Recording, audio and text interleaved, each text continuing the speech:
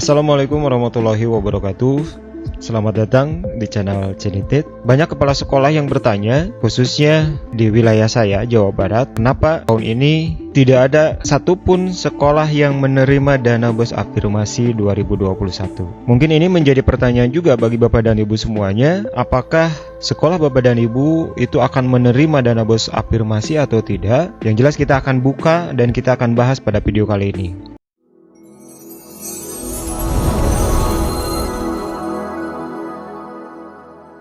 Seperti yang kita ketahui bersama bahwa dana bos afirmasi dan dana bos kinerja tahun 2021 itu sudah keluar Permendikbudnya. Meskipun ada beberapa kejanggalan dalam redaksi Permendikbud tersebut. Namun terlepas dari semua itu, tentu ini menjadi sebuah kabar baik juga bagi sekolah Bapak dan Ibu yang memang mendapatkan dana bos afirmasi maupun dana bos kinerja. Seperti yang kita ketahui bersama bahwa penerima dana bos kinerja itu sebagaimana tertuang dalam Permendikbud nomor 16 ini, di sini terdapat di pasal 4, yaitu sekolah penerima bos kinerja sebagaimana tadi. Untuk tahun 2021 itu terdapat 3 kategori. Yang pertama adalah sekolah penggerak. Jadi Bapak dan Ibu jika ingin mendapatkan bos kinerja tentu harus ikut dalam program sekolah penggerak. Kemudian sekolah yang memiliki prestasi dan juga sekolah yang memiliki mutu baik. Nah, 3 kategori ini dipastikan akan mendapatkan bos kinerja. Tentu sekolah penggerak juga ada syarat-syaratnya. Kemudian juga yang memiliki prestasi, yang memiliki mutu baik juga tentu ada syaratnya. Bapak dan Ibu nanti bisa lebih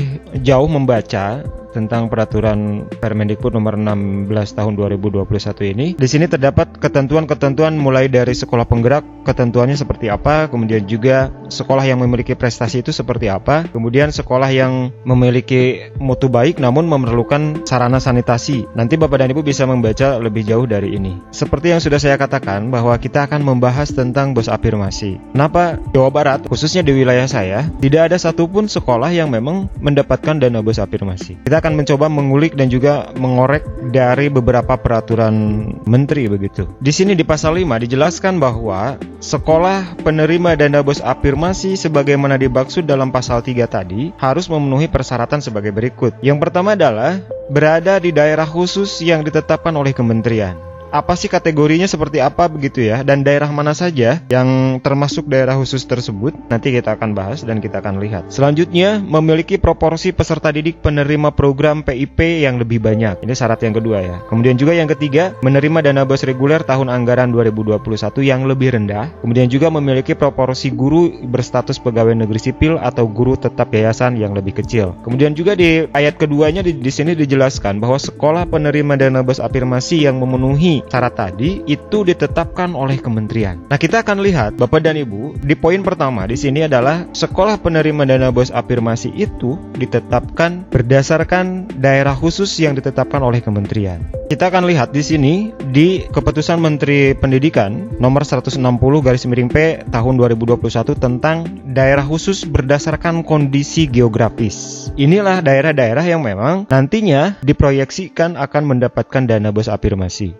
Bagaimana dengan daerah kita? Mari kita lihat bersama-sama. Nah, di sini Bapak dan Ibu bisa lihat Keputusan Menteri Pendidikan Kebudayaan, Riset dan Teknologi tentang daerah khusus berdasarkan letak atau juga kondisi geografis. Menetapkan daerah khusus berdasarkan kondisi geografis yang selanjutnya disebut daerah khusus sebagaimana tercantum dalam lampiran yang merupakan bagian yang tidak terpisahkan. Selanjutnya, daerah khusus sebagaimana di pasal tadi dievaluasi paling lama 1 kali dalam 2 tahun. Jelas ya, jika tahun ini tidak mendapatkan dana bos afirmasi, mungkin saja tahun ke depan juga ini tidak akan mendapatkan, karena di sini dijelaskan bahwa penentuan daerah khusus tersebut itu dievaluasi paling lama 1 kali dalam 2 tahun. Kalau tahun ini tidak mendapatkan, ya jangan berharap bahwa tahun depan juga akan mendapatkan, karena di sini sudah diatur begitu ya. Kemudian di ayat ketiganya menjelaskan bahwa Keputusan Menteri Pendidikan nomor 580 dan 581 dicabut dan dinyatakan tidak berlaku.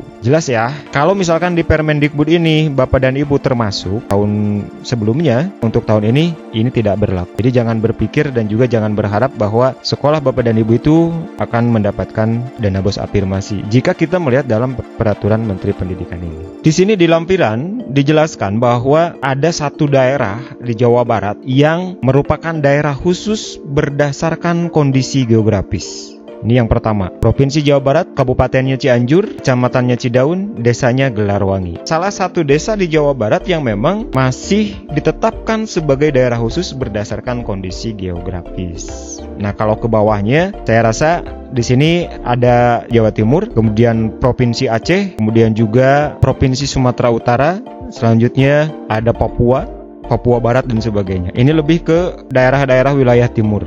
Ini hampir di pulau-pulau timur, Kalimantan, Sumatera Utara, terus juga Aceh, Papua Barat dan sebagainya. Sekali lagi Bapak dan Ibu, bahwa di Jawa Barat itu hanya satu desa yang ditetapkan sebagai daerah khusus oleh Kementerian Pendidikan, yaitu Desa Gelarwangi di sini. Jadi syarat pertama tadi bahwa penerima dana bos afirmasi itu adalah daerah khusus yang ditetapkan oleh kementerian. Di sini ada Permendikbud juga nomor 14 tahun 2021 tentang pedoman penetapan daerah khusus. Jadi, kenapa disebut daerah khusus? Tentu ada beberapa kriteria ataupun juga tentu ada beberapa indikator yang menetapkan bahwa daerah tersebut termasuk daerah khusus. Perlu diketahui juga oleh Bapak dan Ibu semuanya agar tidak bertanya-tanya kenapa daerah saya sekarang tidak mendapatkan dana bos afirmasi. Jawabannya ada di sini ya. Beberapa ketentuan Peraturan Menteri Pendidikan dan Kebudayaan nomor 23 tahun 2020 dirubah sebagai berikut. Penetapan daerah khusus dengan kondisi kedaruratan sebagaimana dimaksud dalam pasal 4 tadi dilakukan berdasarkan. Perlu diketahui juga bahwa penetapan daerah khusus itu ada beberapa kategori. Penetapan daerah khusus dengan kondisi kedaruratan. Kalau kemarin kita di tahun 2020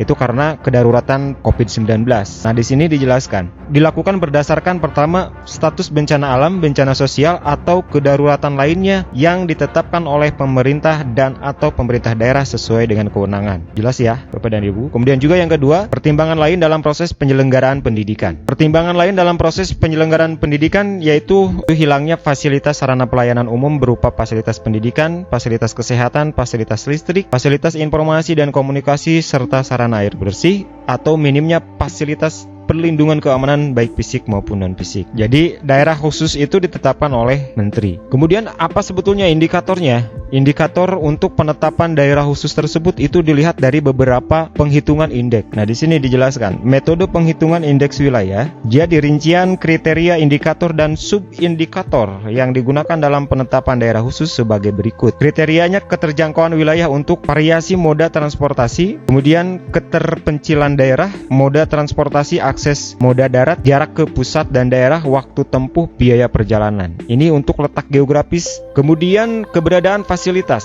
Di sini fasilitas listrik, fasilitas komunikasi, tersedia sumber listrik, tersedia listrik PLN, kekuatan sinyal, jenis sinyal. Ketahanan ekonomi desa, keragaman produksi masyarakat desa, tersedianya pusat pelayanan perdagangan, akses distribusi logistik, akses ke lembaga keuangan, lembaga ekonomi. Kemudian ketahanan sosial, kesehatan, pendidikan, media sosial, pemukiman. Kemudian ketahanan lingkungan, kualitas lingkungan, potensi rawan bencana dan tanggap bencana ini. Data yang digunakan dalam penetapan daerah khusus sebagai berikut. Data utama adalah data yang digunakan untuk penghitungan indeks komposit penetapan daerah khusus bersumber dari data potensi desa yang ditetapkan oleh badan yang menyelenggarakan urusan pemerintahan di bidang data statistik. Jadi, kementerian juga tidak asal-asalan mengambil data ini. Artinya, kementerian juga itu mengambil ataupun juga berkoordinasi dengan Kementerian Desa karena akan dilihat nanti potensi desa itu sendiri sehingga ditetapkanlah nantinya menjadi daerah khusus. Itu data utamanya